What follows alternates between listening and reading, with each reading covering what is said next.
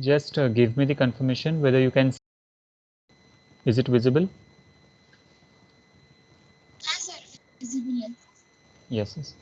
Very good afternoon, everyone. Welcome back to today's session on finance specialization. We are starting with the next topic of indirect taxation. Now dealing with the consideration of Savitribai Phule Pune University 2019 pattern. Let's look at the first perspective. What is the consideration or what are the various concepts with respect to the indirect taxation in these syllabus? So syllabus that is unit number 1, it will be comprising of the introduction, overview and evolution of the GST. Then 1.1, that is indirect tax structure in India, introduction to goods and service tax, that is GST, various key concepts that have been associated, and what are the various phases of GST and what is the composition of GST council. Then we'll also understanding or dealing with what are the various taxes under GST and what is the meaning of cess. Syllabus 2, second unit, it will be focusing on registration under the GST and how do you register yourselves to come under the purview of GST. So various subcomponents under chapter 2 are threshold for registration, regular taxpayer, composition taxpayer, casual taxable person, non-resident taxable person, UIN, that is your unique identification number, and registration number format. So you must have heard a certain composition called a GSTIN. So GSTIN, which is the 2.6, that is unique identification number. So each and every trader or each and every person who is registering under the purview of GST or getting himself registered gets a certain identification number, and that particular number is called as an GSTIN, which is unique identification number. As you have your Aadhaar number, PAN number, or your business identity number, same in case of a consideration, you have the GSTIN registration number. Chapter number 3, it will be specifically focusing and dealing with the supply under the GST and what is the valuation of supply. So supply, the place of supply, interstate supply, export of services, export of the goods, import of goods, and import of goods and services. So in this way, different components will be made available, and we'll be studying, or in detail we'll be understanding the composition of supply. Then valuation of supply on and small numericals about how the supply can be valued or how the valuation of supply can be undertaken. Unit number 4, that is chapter number 4, it will be specifically focusing on input tax credit under the GST and what are the various returns that you have to file. So input tax credit, now what is the process that we'll be understanding with that if a particular trader, from now the taxation perspective, it is from at every individual level. That is at the initial phase, the manufacturer will pay, then the wholesaler will pay, then the dealer will pay, then the retailer will pay, and ultimately the consumer will pay. So everyone is paying the taxes of a certain origin. It was a scenario at the earlier level or older level. But now in today's scenario, every component, that is every participant of the distribution chain, is paying the taxes, and you get additional benefit out of it, and which is called as an subsumed. So in this way, the input tax credit, what will be the consideration or how the valuation or the process of ITC will be into existence. Then further negative list negative list for the input tax credit, and what are the various goods and services, or what are the various components in which ITC is applicable and ITC is not applicable.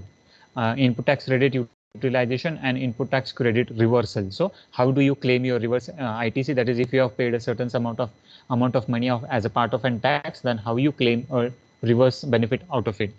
Then various types of GST returns and their due dates, late filing, late fee, and interest. So when do you file? When do you need to file a return under the purview of GST? So as an individual, for example, if we are an individual salaried person, we pay our income tax return before a certain deadline. So in this way, the particular trader or a particular businessman who is registered under GST, he also or she also has to file the returns respectively. So what are the various different types of return? Now their returns are in various forms, that is return form 1, 2, 3, 4 until 30.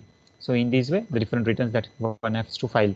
Then next perspective, that is what is the various due dates for filing this particular return, and if you do not file the return in the specific due date, then what is the late filing, the late fee that is being charged, and what is the amount of interest that can be charged for you. And lastly, chapter number 5 or unit 5 is custom duty and indirect taxation. Now, before dealing or starting with indirect taxation perspective, you need to understand that we have not abolished all the indirect taxes in a particular country. So still we have some portion of custom duty into existence. Customs duty is a particular consideration wherein the tax has been paid on import and export of goods and services from foreign countries. So for this particular scenario, we have to come at a proper platform, and organization of the customs is been required. So in this way, The other indirect taxes have been abolished, but still the custom duty is into existence. So definition of certain terms relating to the custom duty, custom tariff act, levy, and types of custom duties. And lastly, indirect taxation applicable to few commodities levied by the either central government or the state government. So at different level, different amount of taxes are being charged, and what are the various taxability in terms of goods and services at the central level or at the state level. Note, now here you have to make a certain note that the syllabus for this particular situation or consideration is 20% of numerical and 80% of theory, that is external examination which will be conducted by the university. Now these particular things, subject or chapter or the syllabus has been converted into internal chapter. So entire there will be no evaluation at the part of any university, and entire evaluation will be done at the institute level. The good books, the reference books to refer or to study the direct taxation are V.S. Date of the Taxman Publications and M. Watt Subramaniam of Snow White Publication, and Systematic Approach to Taxation by Dr. Girish Ahuja and Dr. Ravi Gupta. So these are the various preferred books as suggested by the university. Another thing you have Dr. Vinod Singhania, which is Taxman Publications, and various editions or sub editions are also been provided and are into existence. Now overview of GST. So now we'll start with the first chapter. Are the students? Sejal, are they joining? Check out once and let me know. No, sir. Okay, fine.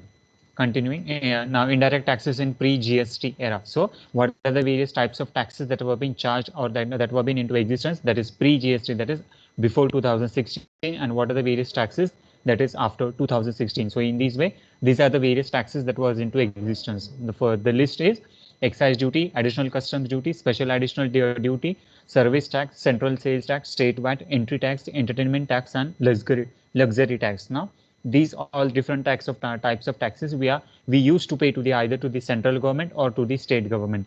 So taxable event, now here at this every stage or every point of time you can see at what level or at what place of point of time the amount of tax was being charged. So excise duty was charged on the manufacturing of goods, additional customs duty was charged on the import of goods, special additional duty was charged on the import of the goods, service tax was charged on the provision of services, central sales tax was being charged in the interstate sale of goods and services. That is, if you are located in Maharashtra and you are selling or purchasing the goods and services from Delhi, Haryana, Gujarat, Madhya Pradesh, West Bengal, and so on. So for interstate sale of goods and services, you used to pay or you have to pay central sales tax.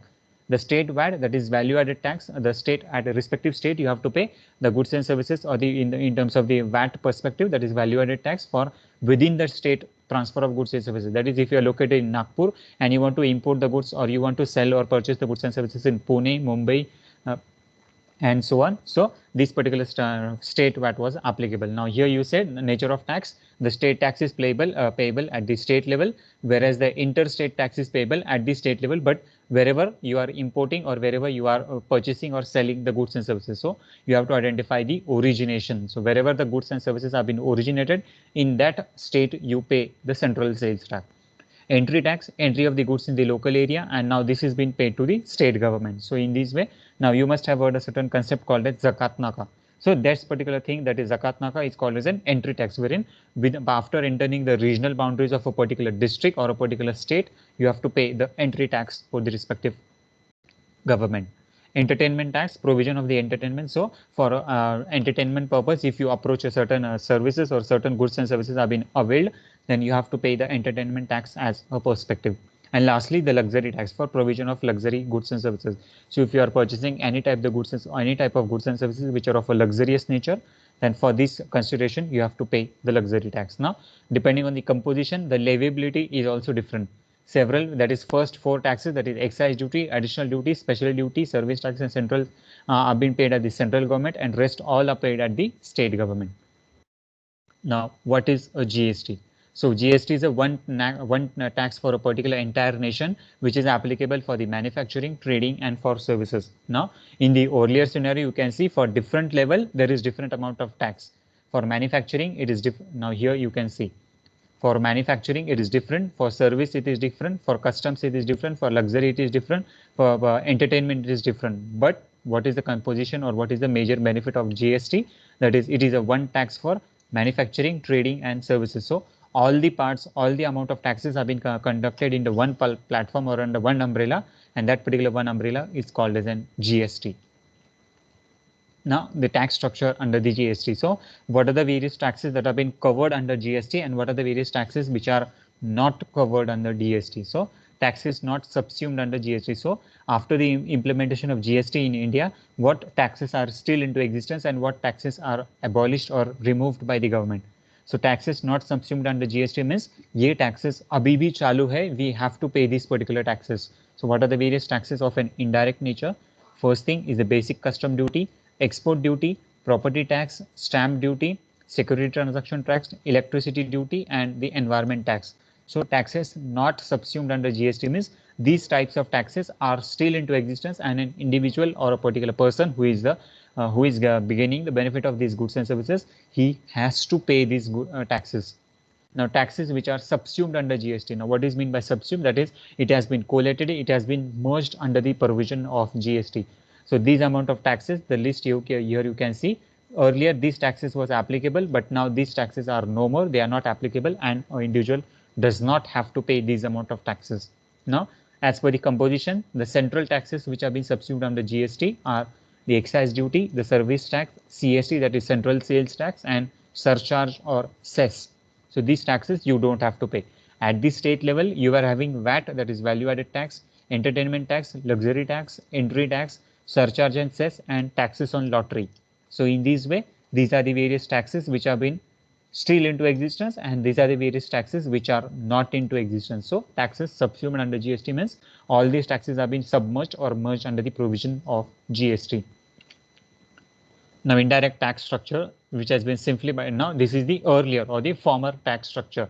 So former, that is earlier tax structure, under this central tax you were having excise duty, service tax, ADE, that is additional duty on exports, surcharge, cess, and CVD, that is convertible on debentures and securities. And state tax, you were having VAT, CST, purchase tax, luxury tax, surcharge, and entry tax. So in this way, different amount of taxes or different levels of taxes an individual has to pay at the either the central level or at the state level. Now under the GST, now indirect structure, the new tax structure of the Indian economy is been divided under three categories, or major three categories are there into existence. Now the earlier tax structure, you can see the major composition was the central tax and the state tax, but now there is no composition as to central and state, but the GST is been defined under certain composition. Now what is those composition? First thing you have CGST, that is central goods and service tax, SGST, that is state goods and service tax, and IGST, that is integrated goods and service tax. So now depending on different taxes that you are having, so what were the various different taxes that you were having? The different taxes that you have are these particular lists that was there into existence. Now these particular lists are being further divided or further composition under the either the central form, state form, or integrated form. Now CGST, wherein the goods the tax of this particular structure will be collected by the state and will be collected by the center, and it is applicable or payable directly to the central government. So under CGST you have service tax, excise duty, ADE, that is additional duty on exports, and surcharge or cess. So these earlier taxes, whichever you form at this particular place, are been consumed under CGST, and under SGST we have VAT, luxury tax, entry tax, purchase tax, and surcharge or cess. So surcharge, wherever you are payable to either the center or either to the state government, it was earlier applicable at both level, but under the CGST or SGST, it is also made applicable, and it is already subsumed or consumed under GST. In IGST, you have CST or CVD or SAD. So here you can see this particular place. So all these factors, all these components are being converted or are being further divided at three level. Now the normal or the specific or the simple meaning of GST, that is goods and service tax. So it would be a destination based consumption tax. So destination based consumption tax means wherever is your destination of the consumption, at that place the tax will be charged for you. So if your place of destination or if your place of consumption or the destination of the consumption is in Pune, then the tax you have to pay in Pune. If it is in Bangalore, then you have to pay the tax in Bangalore. If it is in Delhi, you have to pay the tax in Delhi. If your destination is in Kolkata, you have to pay the tax in Kolkata. If it is Ahmedabad, Gujarat, Surat, or whichever city that you are calling for, with respect to that particular destination, the amount of tax will be paid in that city or in that state. So in this way, it is a destination based consumption tax. So unless and until there is consumption, there will be no tax into existence. But in the earlier scenario, once the goods have been manufactured and processed from one level to another level, you have to pay a tax. So the major composition or the major benefit of GST is unless and until the goods and services have been consumed, there will be no taxation into existence. So when the goods, major requirement of GST is the goods has to be transferred from one person to another person. That is in a form of an income tax definition of a particular person. A person may be an individual, HUF, joint stock company, Hindu identified family, partnership firm, company registered on the company registered on the Companies Act 1956, and so on. So depending on the consumption, it would be a dual GST with the center and the state simultaneously leaving it on a common tax base. So always now earlier in the former scenario of indirect taxation, it was of different perspectives. That is, the center used to charge different taxes and the state used to charge different taxes. But now, under the GST perspective, it is a dual GST system wherein it is a combination of both the things. That is, some amount of taxes will be charged by the center and some amount of taxes will be charged at the state level. So whatever the central tax will be collected, it will be distributed to the state, and whatever the state tax will be collected, it will be remaining with the state itself for the growth and development. So in this way, it is a dual GST model. Now let's understand what is a goods and what is services. So definition of goods and services as per the GST Act. Goods means every kind of movable property. So any type of movable property which is of a movable nature, which is transferred from one place to another place, it is called as an goods. So includes actionable claim, growing crops, grass and things attached to or forming part of the land which are agreed to be served before the supply or under a contract of supply. So this particular same definition has been taken or adopted from the Sale of Goods Act 1930.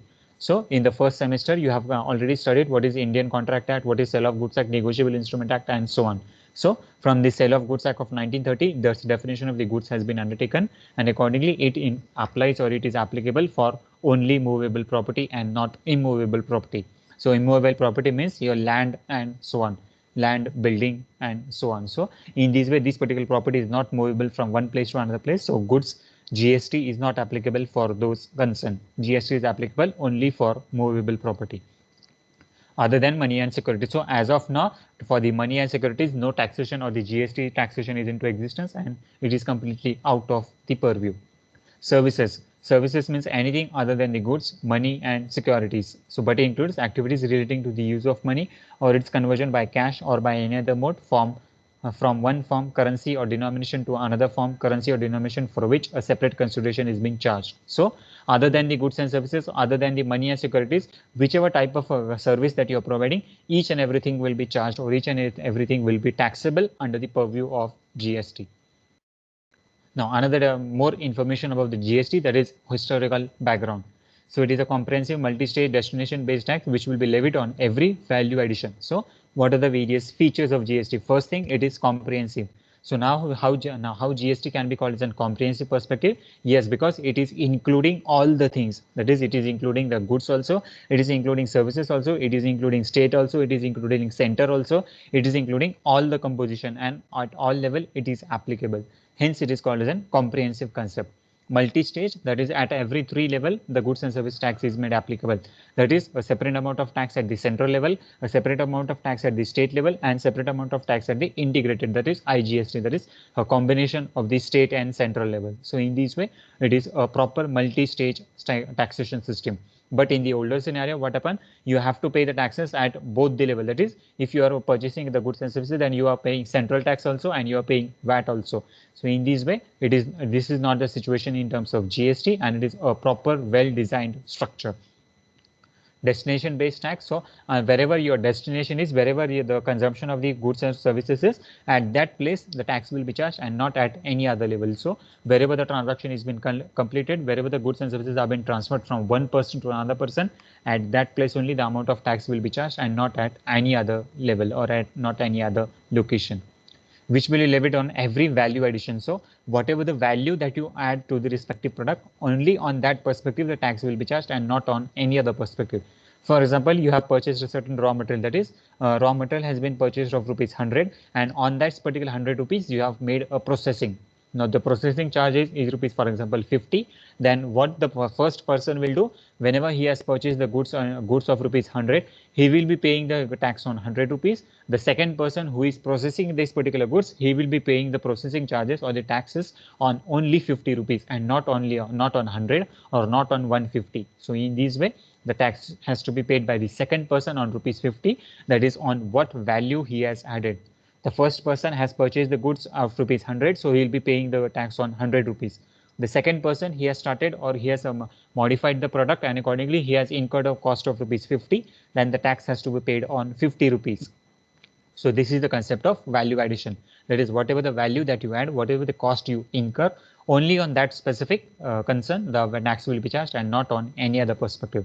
But in the older scenario, what was the concern or what was the situation? The first trader is also already paying a tax on 100 rupees. The second person who is processing the goods, he will be paying the tax on 150 rupees. So double dual system or double benefit, double taxation impact was there into existence, and due to this concern or the situation, the prices of the goods and services was much higher. But this is not the case for the scenario in terms of GST. It is touted to be the biggest tax reform and will simplify the current taxation system, and it will replace all the indirect taxes, that is service tax, value-added tax, central sales tax, excise duty, and so on. So we have already seen what are the various taxes which have been subsumed or consumed under the purview of GST. So it has replaced many of the indirect taxes, and very few amount of indirect taxes are into existence, which has been levied on goods and services in India. So Honorable Prime Minister Narendra Modi called GST a simple goods and simple tax. So he does not say as a goods and service tax, but he called it as a good and simple tax, wherein it is a good which is beneficial for the economy also and beneficial for the traders also, and simple in the term that each and everything is very simplified and very easy to do. So a particular trader, he can himself visit the GST portal, he can visit the website, he can approach the government, and he can tax his own liability and pay the amount of tax whichever is made applicable. So in this way, it is a very simple form of taxation. Some facts about the GST: one nation, one tax regime. So for the entire nation, a single individual tax is there into existence. But in the earlier scenario, what happened? There were different taxes into existence. So the state was every state was levying their own taxes, and the central government was levying their own taxes. But this is not the purview or the case in terms of GST. We have one nation and only one taxation perspective, which is GST.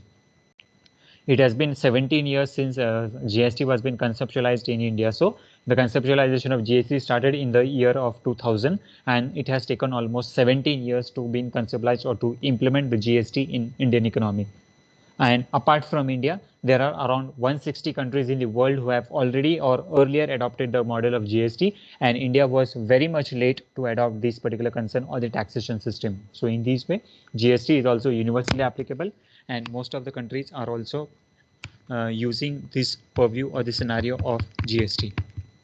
India, after Canada, is the only second country in the world to adopt dual GST model. So initially, Canada is the first country to adopt the dual GST model, and India is adopting the dual GST model, wherein the applicability of the tax is been applicable at the center also and at the state level also. So both the composition or both the parties are into existence, wherein the amount of tax can be charged at the individual perspectives. GST arguably one of the India's most significant and ambitious reforms ever attempted. So since the historical perspectives of 1947 or the taxation reform that we have undertaken, GST is supposed to be one of the most significant decisions that the government has been taken. So for implementing a single tax for the entire nation, GST was very much beneficial, very much needed, and accordingly it has been implemented from the year 2017. Till now, 33 GST acts has been passed. So there are various acts that have been passed under the purview of GST, and accordingly the various revisions, amendments, or changes in the GST Act was been done. liquor has been kept out of the concept of the scope of the GST. So as on today, liquor, there is no applicability of GST on liquor, and as of now, being a goods or being a services, it has not been identified and it has been kept out of the purview or out of the taxability scope of GST.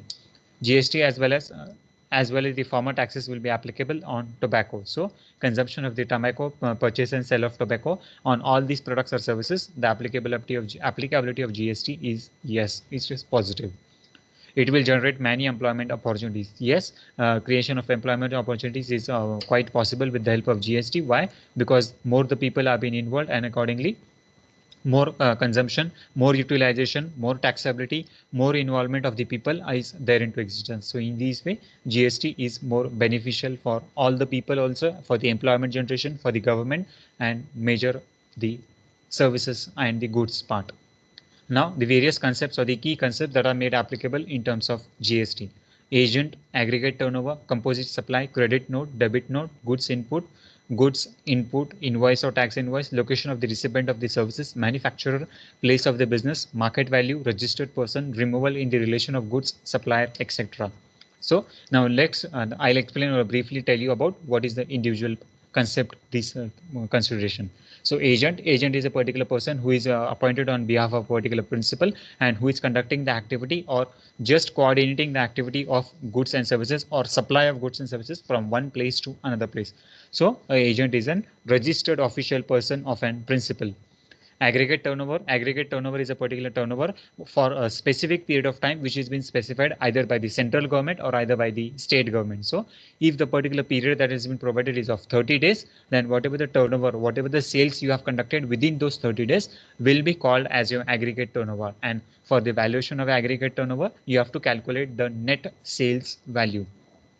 Composite supply is a particular consideration wherein the amount or the quantity or the valuation of the goods and services that you have purchased and the valuation of the goods and services that you have sold. So the difference between these purchase and sell is called as a composite supply. So composite supply in the sense the value or the amount that you have received, whatever additions that you have done, and whatever the value or the product that you have sold. So the difference or the taxability of all these particular transactions or the supply value of these particular goods and services that you have manufactured is called as a composite supply.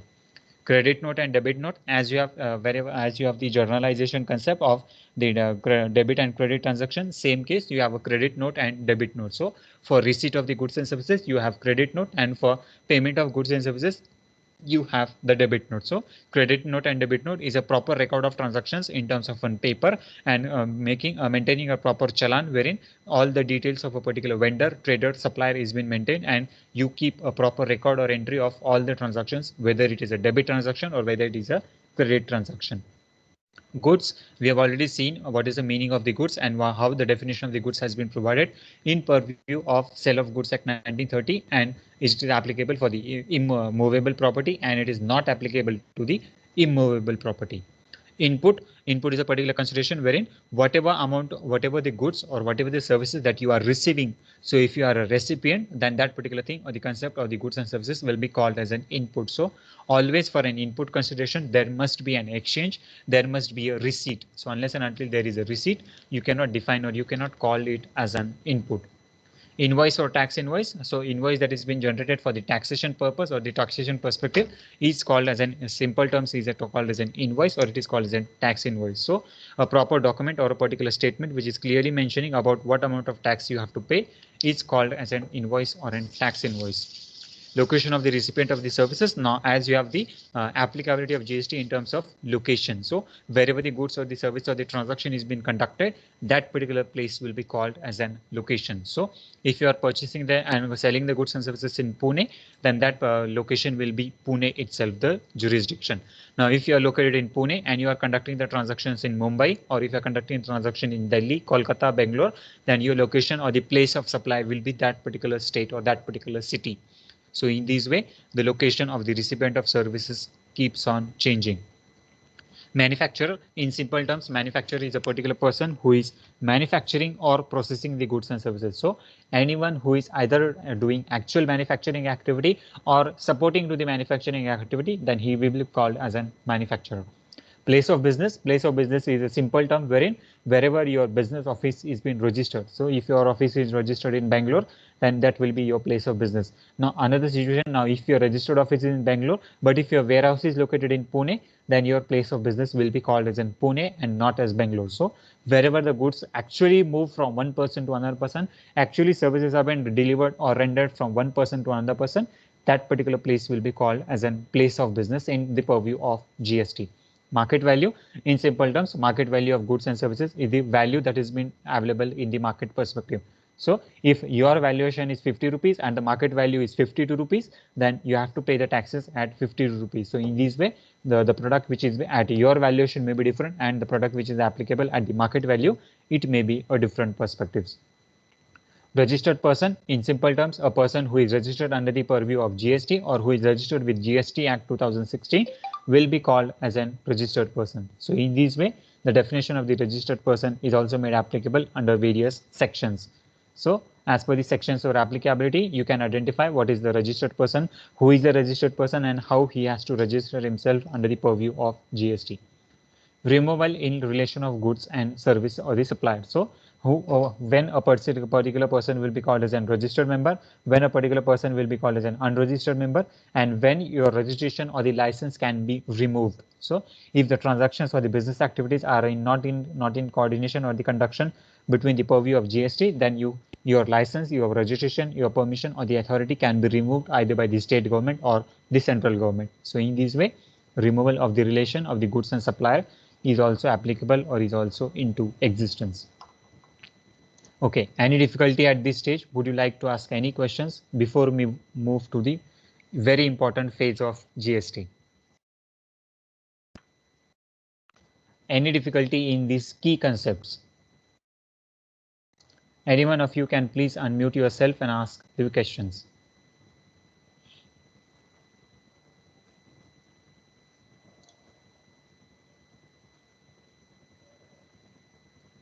Hello. Sir can you explain surcharge and cess? वो समझा नहीं sir मुझे. Surcharge और cess तो अभी applicable ही नहीं है ना. It has been abolished by the government. Surcharge and cess, here you can see. So surcharge and cess earlier, now it is called as taxes subsumed under the GST. Subsumed in the sense which was earlier applicable and it is not applicable right now. So surcharge and for example, if you are manufacturing or purchasing or you are producing certain goods and services, so additional commodity that you are manufacturing or additional services that you are providing, on that particular thing, the government used to charge an amount of an surcharge. Now, what is a surcharge? For example, I'll give an example.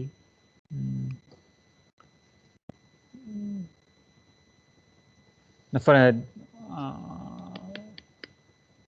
आपके घर पे refrigerator आता है, right? Now whenever you bring a particular amount of refrigerator, जब आप fridge घर पे लाते हो तो आपको क्या मिलना चाहिए एग्जैक्ट पोजीशन में?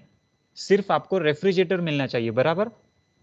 But at the place or the same point of time, what the wholesaler or what the trader is doing, वो आपको क्या करता है? वो आपको एक मेटल शीट कंटेनर प्रोवाइड करता है, प्रॉपर उसको प्लास्टिक का या थर्माकोल का बॉक्स प्रोवाइड करता है, उसके लिए प्रॉपर प्लास्टिक का फॉइल फोल्ड करता है और वो सारा पैकेजिंग अच्छी तरह से करके वो आपके घर पे डिलीवर किया जाता है. ये आपके टर्म्स ऑफ कॉन्ट्रैक्ट में था क्या? क्या आपको ये पता, क्या आपने ये गुड्स एंड सर्विसेज मांगे थे उनको? We have not demanded this particular goods and services. नहीं मांगे थे, हमने उनको सिर्फ रेफ्रिजरेटर मांगा था. सो उन्होंने हमको सिर्फ रेफ्रिजरेटर देना चाहिए, लेकिन वो उन्होंने उसके साथ उन्होंने क्या किया था? वो अनदर एडिशनल कंपोनेंट्स और गुड्स एंड सर्विसेज पैकेजिंग के फॉर्म में दिया था. So if additional amount of goods and services have been provided along with the product, then that particular consideration will be called as a surcharge. So value addition अगर आपके कुछ product में होती है और अगर वो प्रोडक्ट में वैल्यू एडिशन होने के बाद अगर आपको कुछ amount of goods and services tax किया जाता है, then that was called as a surcharge. Now the example of cess. Now cess is a particular consideration. Now cess का example है कि for example Indian economy का एक considerations consider करो. Now depending on the 5-year plan और depending on the plans of the government हमेशा क्या करती है? किसी भी एक मोड पे, किसी भी एक एंगल पे हमेशा फोकस करती है ना. या तो हमारा फोकस किस पे? एजुकेशन पे होगा, या तो हमारा फोकस पॉवर्टी पे होता है, या तो हमारा फोकस अनएम्प्लॉयमेंट पे होता है, या तो हमारा फोकस फूड पे होता है, या तो हमारा फोकस कंजम्पशन पे होता है, या तो हमारा फोकस लेबर पे होता है, डिपेंडिंग, या तो हमारा फोकस एग्रीकल्चर पे होता है. So it keeps on changing as per the policy and situation of the economy. Now in the mean time बीच में गवर्नमेंट को क्या लगा था कि हमको क्या करना है, हमारे पास पीपल बहुत अनएम्प्लॉयड है, और वो अनएम्प्लॉयड क्यों है, बिकॉज पीपल के पास एजुकेशन नहीं है। सो अगर पीपल को हमको एजुकेशन देना है तो क्या करना होगा, गवर्नमेंट को कुछ स्टेप्स इनिशिएट करने होंगे। और अगर गवर्नमेंट को कुछ स्टेप्स इनिशिएट करना है, स्कूल्स खोलना है, बच्चों को फ्री स्कूल फ्री एजुकेशन देना है, तो उनको स्कूल इस्टेब्लिश करना होगा, टीचर्स की अपॉइंटमेंट करनी होगी, टीचर्स के लिए सैलरी देनी होगी। और ये पैसा कहाँ से आएगा, जो people goods and services purchase करते, उसमें से आप, फॉर एग्जांपल आपने अगर 100 रुपए का गुड्स परचेज किया, अगर उसमें से आप 10 पैसे या 50 पैसे देते हो, क्या आपको कुछ फर्क पड़ेगा उसमें से? हेलो? नहीं पड़ेगा, right. So if you are purchasing an quantity of the goods and services of 100 rupees, और अगर आप कुछ एडिशनल पोर्शन देते हो, या तो 50 पैसे या 10 पैसे या 1 रुपी अगर एडिशनल देते हो, तो वो हमको कुछ फर्क नहीं पड़ने वाला है। And what we are doing, we are contributing to the nation building. So government का मेजर फोकस एम हर बार अलग अलग होता है कि फॉर एग्जाम्पल अगर आपको लगता है कि बिहार में, छत्तीसगढ़ में, झारखंड में जो नक्सलाइट्स एरिया है, वहां पे जाके हमको क्या करना है, पीपल्स को कुछ फूड प्रोविजन करना है, फ्री ऑफ कॉस्ट में फूड डिस्ट्रीब्यूट करना है। तो ये free of cost food distribute करने के लिए पैसा कहाँ से आता है, गवर्नमेंट जो हमारे पास से सेस या सरचार्ज कलेक्ट करती है, उसमें से वो प्रोविजन की जाते हैं। हमको अगर कुछ स्कूल्स ओपन करना है, दैट इज जैसे उत्तर प्रदेश में, हिमाचल प्रदेश में, जो सारे अपने लीस्ट डेवलप्ड स्टेट्स है, वहां पे अगर आपको स्कूल्स ओपन करना है, तो आप क्या करते हो, आप एजुकेशन सेस चार्ज करते हो। Now this particular rate is been different at different states. Maharashtra में आप देखोगे तो महाराष्ट्र में फॉर एग्जांपल सर सेस का चार्ज अराउंड 1%, 2%, 3% हो सकता है। वही आप केरला में चले जाओ, केरला में बहुत अच्छी सिचुएशन है, everyone is been in a literate form, 100% literacy है, वहां पे आपको सेस नहीं दिखेगा। लेकिन अगर सेस वहां पे एप्लीकेबल है तो कितना रहेगा, हार्डली 0.1%, 0.2%, 0.5% मैक्सिमम में। और वो भी क्या करेंगे, they will not consume or they will not utilize this particular cess, they will directly submit it to the center, and from the central government it will be distributed to the different people. So in this way the surcharge and cess was earlier applicable, but now the surcharge and cess is not applicable. Now why it is not applicable, because already under the purview of CGST, that is central goods and service tax, आपको ये सारा consumption मिल रहा है, that is already the government is collecting all those taxes. ठीक है? Okay sir. Yeah now moving further, the very important perspective, that is अगर आपका यूनिवर्सिटी एग्जाम होता है तो ये लॉन्ग क्वेश्चन आता है। So phases of GST in India, so what are the various phases? So you have around 15 to 17 phases in which the GST was implemented or was brought into force into the Indian economy. First thing, that is in the year 2000, Prime Minister Vajpayee sets committee to draft the GST law. So the initial phase or the initial startup of the GST was started in the year 2000, and then Honorable Prime Minister Mr. Atal Bihari Vajpayee has provided a certain composition, and the committee was been established to draft the GST law. So the first phase started in the year 2000. Second phase, in the year 2004, a task force concludes GST must be implemented to improve the tax structure. So after the proper study, after the proper consideration of all the factors for around 3 to 4 years, the committee gave a certain conclusion, and the committee came to a certain feasibility report that yes, GST has to be implemented, and we need a composition or a composite tax structure into our Indian economy. Now, in the year 2006, Finance Minister proposes GST applicable from April 1, 2010. So, in the year 2006, whenever at that place we were having UPA government under the chairmanship of Dr. Manmohan Singh, the proposal was being provided, the proposal got approved, and it was being accepted that the GST will be made applicable from 1st of April 2010. But after a point of time, what happened in the year 2007, the empowered committee of the state finance forms joint working group. So now, whenever this particular proposal was been passed in the parliament, what happened? The proposal or the bill was been tabled in front of the different states, and the suggestion from the various state government was also made applicable, or what was also been accepted. Now, whenever this particular proposal came, what happened?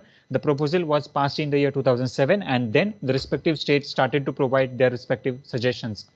So in the year 2007, GST to be phased out at the rates of reduced rates of 4% to 3%. So there was a certain contribution, there was a certain amendment, so there was a certain revision of the GST rates in the year 2007 and 2006 onwards, wherein the rate applicability was not being identified, and they were counterclaiming about what should be the made applicable rate of GST, whether it should be 4%, whether it should be 3%, whether it should be 0%, whether it should be 10%, and so on. So the goods and services was not identified, and the rate was also not been identified.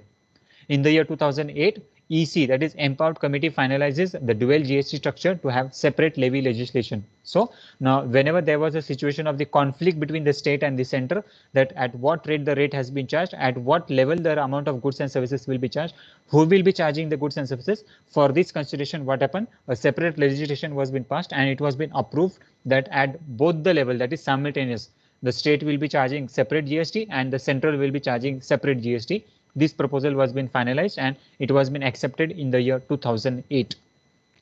Again, in the year 2010, project to computerize the commercial taxes and GST was been postponed. Now, again, a further suggestion came at this particular place that if you are going to implement the GST, then what we have to do, we have to computerize all the systems of the government.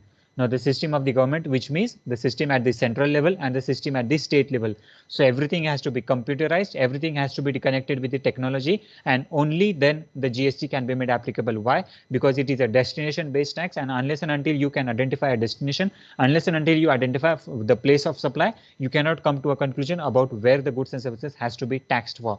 So this particular system was not into existence. The computerization, the digitalization, the connectivity, the internet facilities, everything was not into place. The training of the people was not into place, and hence in the year 2010, the GST was not applicable, and the decision got postponed. So in the year 2011, Constitution Amendment Bill was enabled to pass the GST law. So again in the year 2011. So earlier the bill was been passed in the year 2006, and it was accepted that in the year 2010 it will be made applicable or it will be lawful. But if the bill is not applicable or lawful in the year 2010, again it was been tabled in the year 2011, and the further discussions started on it. So in the year 2012, the Parliamentary Standing Committee discusses on GST over clause 279B. So clause 279B specifically deals with the consideration about which goods are to be taxed, which goods are not to be taxed, which goods are to be included into GST, and which goods are to be excluded from the GST. So the Parliamentary Standing Committee, that is PSC, started to discuss on those particular aspects, and the discussion was been conducted in the year 2012. 2013, Standing Committee tables its report on GST. So after the overall view of the particular country, all the goods and services were being studied properly, and with the due efforts of the 1 year in the year 2013, the Standing Committee of the Parliament gave a certain report, and accordingly the report on the clause of 279B was been submitted to the Parliament. In the year 2014, GST bill was reintroduced by the finance minister in the parliament. So after the provision, after the conversion from the various factors or various norms of either the digitalization, either the computerization, either the applicability of internet, training to the people, standing committee norms of 279B, changes in the state and the center, a new bill, again a new draft was been prepared, and it was been tabled in the parliament. So in the year 2015, GST was passed in the Lok Sabha, and petroleum products was been excluded from GST. So the bill was been passed in the year 2015 in the Lok Sabha, and then further it was been tabled in the Rajya Sabha, and it was taken a decision that all the petroleum products, that is oil, diesel, petrol and so on, it will be excluded and it will not be under the purview of GST. 2015 GST bill does not passes in the Rajya Sabha. So why? There was various drawbacks in the consideration, and accordingly with the several drawbacks with respect to the spellings and the composition, levy of taxes, rates of taxes and so on, again the bill was been redrafted, and again the bill was been sent to Lok Sabha. So the bill, as it was not been passed in Rajya Sabha, it was again been returned back to Lok Sabha, and the various revisions or the amendments was being done. So in the year 2016, amended model of the GST law has been passed in both the houses. So in the year, that is in the month of January or February, location of the year 2016, the amended GST model was been applicable, and it got approved in both the houses of Parliament. And lastly, in the year 2016, that is from 1st April onwards, the GST was live and it was made applicable to the entire country or nation. So further, this additional 2 steps, that is in the year 2017, 4 supplementary GST bills was been passed in the Lok Sabha and approved by the cabinet. And 2017, Rajya Sabha passes 4 supplementary bills, and final GST implemented on July 1, 2017. So different bills, that is CGST, IGST, SGST, and the entire composite GST. So all these 4 phases or the 4 supplementary bills was been passed, and accordingly the GST was made applicable from July 1st, 2017. So this is the very important perspective or very important consideration in understanding what is the various consideration about the various structure or the reforms or phases in GST in India. Since last 5 to 6 years, we are understanding or we are seeing this as a particular scenario that the GST is been the phases of GST is been asked as a long question. So the first phase started in the year 2000, then 2004, 2006, 2007, 2007 again, 2008, 2010, 11, 12, 13, 14, 15, again 15, 16, 16, 17, and lastly again in the terms of 17. So 17 years of round the table discussion, various revisions and applicability about how GST has to be made applicable. Now, before dealing with the benefits of GST, let's look at the various consideration about what were the limitations of the old structure. So, जो हमारा old structure of taxation था वो particular taxation में हमको क्या क्या करना चाहिए था and what is the difference between the old structure and what is the difference in the new structure. The first thing, major composition or the major differentiation, major drawback in the old structure was the part of an registration. So अगर आप एक particular trader हो, for example Sejal है या भार्गवी है, सो अगर सेजल या भार्गवी को कुछ बिजनेस स्टार्ट करना है तो बिजनेस स्टार्ट करते हो आपको क्या करना चाहिए था, आपको सारे टैक्सेस पे करने. These are the various taxes that you have to pay. You have to pay service tax, you have to pay entry tax, luxury tax, entertainment tax, VAT, excise, and so on. What was the situation in the olden scenario? If you are a particular trader, if you are a particular manufacturer, and if you are paying all these taxes, you have to make the registration under different act.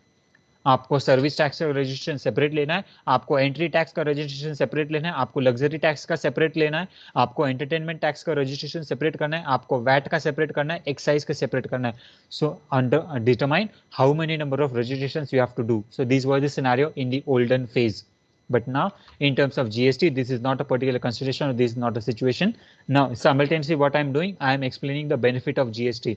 So limitations of the old structure and what is the benefit or the advantage of the new structure.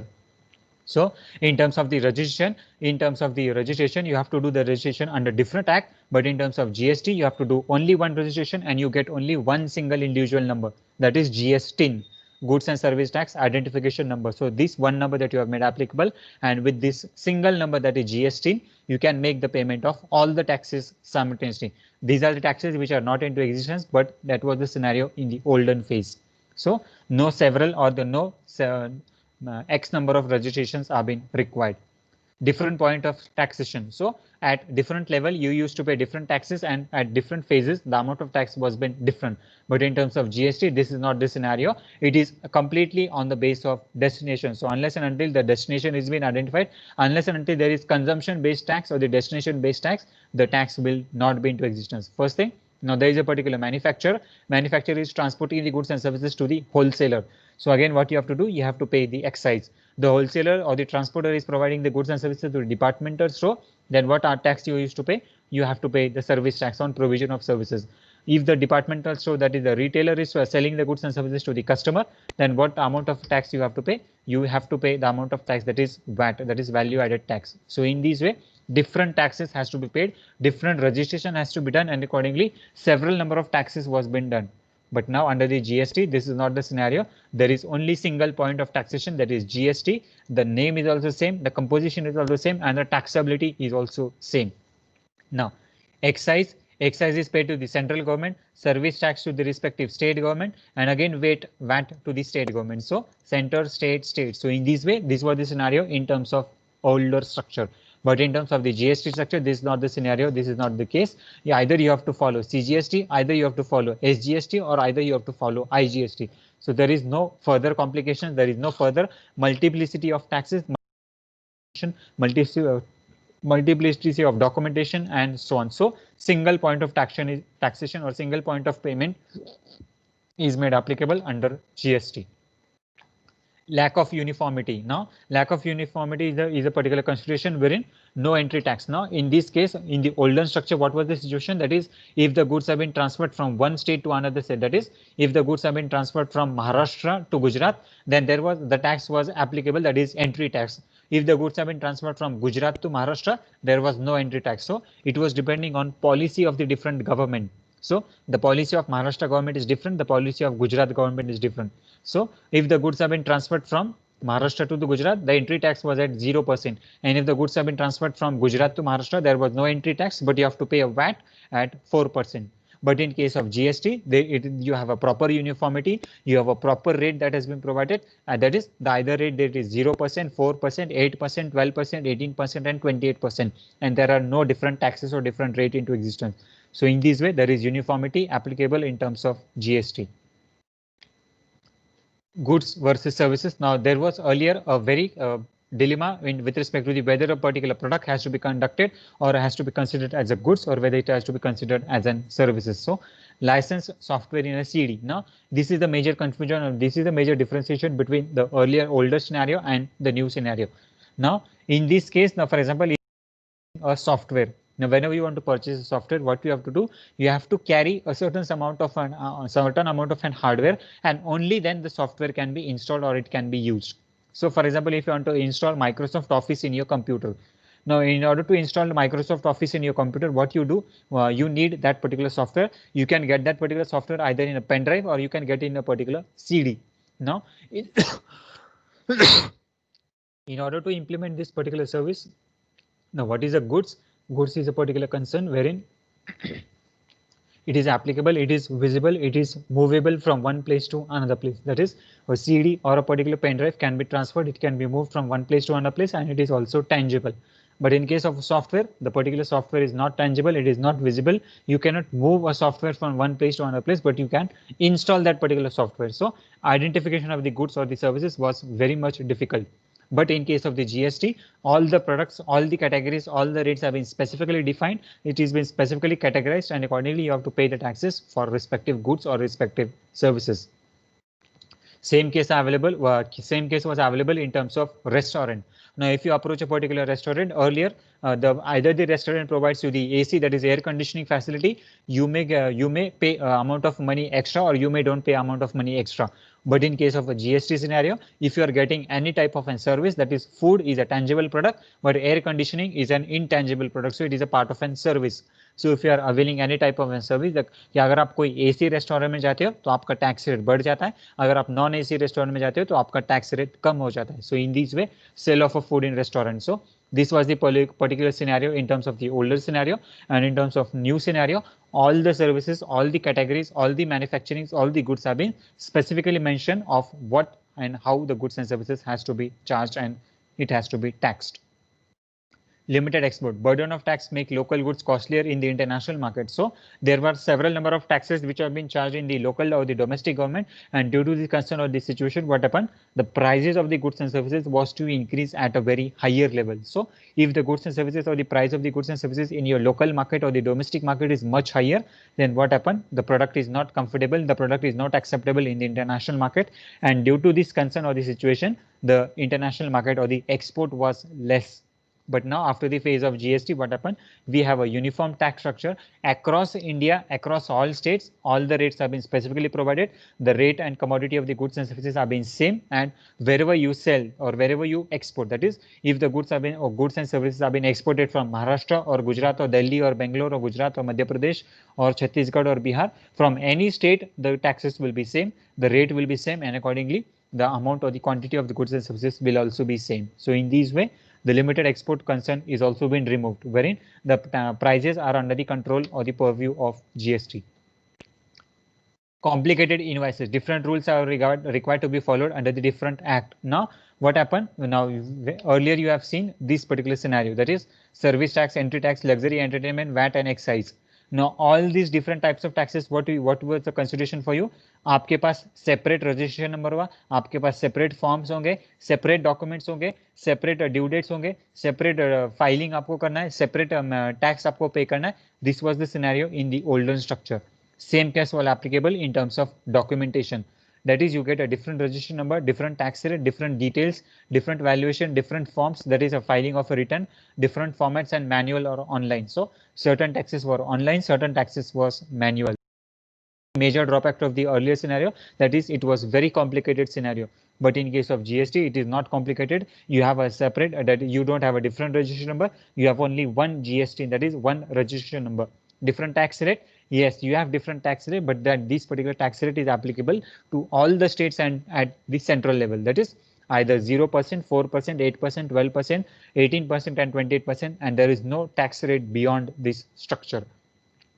Different details, आपको different details किसी को कुछ नहीं देना है. जो आपका GST office है, that is your portal that is made applicable. Either you can go only on the online mode or either you can go only on the offline mode, and only single details has to be provided with the GST person or the GST registration office which is applicable at your respective district level, and no other any other office you have to visit. Different valuations. Now there is no different applicable or different valuations. All the goods, only the all the commodities have been divided only under two category. Either it will be a goods or either it will be services, and there is no other differentiation. Different forms, yes, we have different forms, but these different forms are applicable for all the types of sectors or all the types of industry. आपका sector या industry change होता है वो आप हमको matter कुछ नहीं करता है, आपके फॉर्म्स या फॉर्मेट वही रहेंगे. That is 1 to 30 right from the registration, that is registration form number 1 to form number 30. Entire thing will be same and there is no differentiation for a particular trader. कि for example Bhargavi के लिए different form से, दीपक के लिए different form से, मेहुल के लिए different form से, no, all the formats are same. अगर वो फॉर्मेट अगर फॉर एग्जांपल महाराष्ट्र में एक ही फॉर्म है तो वो दिल्ली में भी सेम फॉर्म रहेगा, जम्मू एंड कश्मीर में भी सेम फॉर्म है और मध्य प्रदेश में भी सेम फॉर्म रहने वाला है. There will be no differentiation in the format also, manual और ऑनलाइन. अगर आप पूरा ऑनलाइन के लिए चले जाते हो तो entire structure will be online, and if you are going for an offline purpose then entire structure will be offline. So there is a proper similarity और feasibility in terms of transaction. Cascading effect of tax, there is no cascading effect. Now what is the meaning of cascading? Cascading यानी double taxation. So a particular manufacturer, if the manufacturer is located and the wholesaler is located in Maharashtra, then what you do, you have to pay the taxes in Maharashtra. Now if the goods and services have been transferred to Madhya Pradesh, so Madhya Pradesh में आपका retailer है और आपका customer में अगर मध्य प्रदेश में, तो what Madhya Pradesh government used to do, they used to charge the taxes on manufacturing also, wholesaling also, retailing also, and ultimately VAT from the consumer also. So due to this concern or this situation, it was called as a cascading effect, that is tax on tax. So double taxation effect. So in the terms of GST, this thing is not applicable. Once you have paid the tax, you don't have to pay an additional tax. जो आपने उसके ऊपर value addition किया है, आपको सिर्फ tax उसी पे करना है. That is, for example, if you have purchased a raw material of rupees 100, then you have to pay the tax rate at 4% on 100 rupees only. That is 104. Another एक particular wholesaler है, wholesaler ने क्या किया था, wholesaler ने उस पर कुछ मॉडिफिकेशन किया, रिविजन किया, और जो टैक्स आपका जो मॉडिफिकेशन का उसकी कॉस्टिंग थी 50 rupees. So what is the price of your commodity, it becomes 154. So 104 plus 54, it becomes 154. So the amount of tax that you are going to pay, the amount of tax that you are going to pay, it will not be on 154, it will be only on 50 rupees. So entire, that is 104, that is earlier the tax that has been paid on rupees 100, it is exempted and you have to pay the tax and only on 50 rupees. But this was not the situation in case of earlier all the older taxation scenario. So a manufacturer, he is purchasing or manufacturing the goods, he is paying a tax at rupees 100. A particular wholesaler, he is again making the provision in the goods and paying a tax at rupees 154. Again a particular trader who is conducting the activity of rupees 30. So now the revised price is 184, and accordingly the consumer will pay the tax at 184 rupees. So in this way the price of the goods and services or the commodity used to increase. But in the new scenario, that is GST scenario, this is not the situation. Now the various models of GST. So what is the three system or the three layer or the three tier model of GST? The major composition, that is, first is the central GST, state GST and integrated GST. Central GST is to be levied by the central. So central government is there into existence, and there you have to pay the tax directly to the central government. State GST is to be levied by the state government, and the transaction or the sale or the supply of the goods and services within the state is under the purview of state GST. Integrated GST is to be levied on interstate supplies. So interstate supplies in the sense is a particular consideration wherein if the goods and services have been transferred or moved from between two states or multiple number of states, then the IGST, that is integrated goods and service tax, is there into existence. Any difficulty at this stage? Or any questions would you like to ask?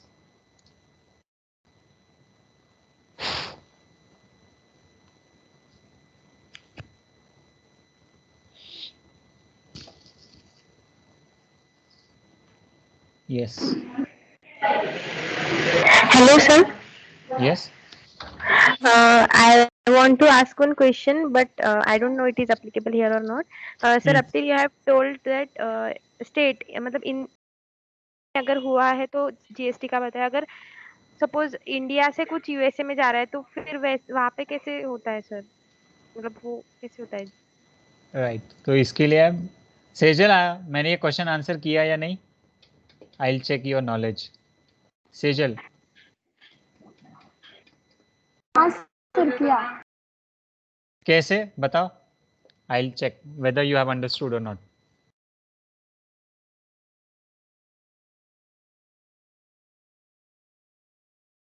Good question Shivani, अच्छा वो आपने doubt पूछ लिया to it, but let's Sejal says. Okay. Sejal, how would you answer?